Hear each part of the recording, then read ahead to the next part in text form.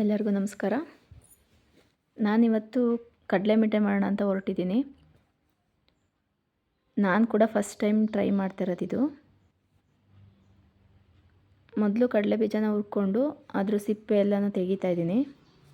ಅಂದರೆ ಇದಕ್ಕೆ ಬರೀ ಎರಡೇ ಇಂಗ್ರೀಡಿಯೆಂಟ್ಸ್ ಸಾಕು, ಬೆಲ್ಲ ಮತ್ತು ಕಡಲೆ ಬೀಜ. ಅದನ್ನು ಹುರ್ಕೊಂಡು ಆಮೇಲೆ ಎಷ್ಟು ಬೇಕಾಗುತ್ತೋ ಅಷ್ಟು ಬೆಲ್ಲನ, ನಾನಿಲ್ಲಿ ಒಂದು 300 ಗ್ರಾಮ್ ಅಷ್ಟು ತೊಗೊಂಡಿದ್ದೀನಿ ಕಡಲೆ ಬೀಜ. ಅದಕ್ಕೆ ನೋಡಿ ಗ್ಲಾಸಲ್ಲಿ ಬೆಲ್ಲನ ಅಳತೆ ಮಾಡಿಕೊಂಡು, ನೀರು ಜಾಸ್ತಿ ಹಾಕಬಾರ್ದು, ಸ್ವಲ್ಪ ಅಂದರೆ ಜಾಸ್ತಿ ಟೈಮ್ ಇದು ಮಾಡಬೇಕಾಗುತ್ತೆ, ಕುದಿಸ್ಬೇಕಾಗುತ್ತೆ.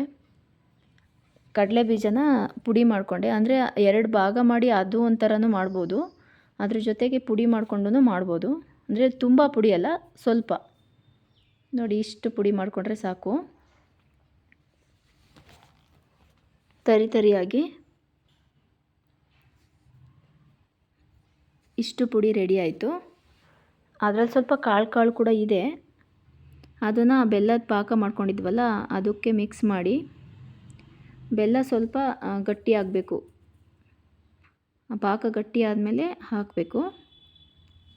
ಅದನ್ನು ಒಂದು ತಟ್ಟೆಗೆ ತೆಗೆದು ಒಂದು 10 ನಿಮಿಷ ಅದನ್ನು ಮಿಕ್ಸ್ ಮಾಡಬೇಕು, ಎಲ್ಲ ಬೆಲ್ಲದ ಪಾಕ ಕಂಡ್ಕೊಳ್ಳೋ ಥರ. ನೋಡಿ ಈ ಥರ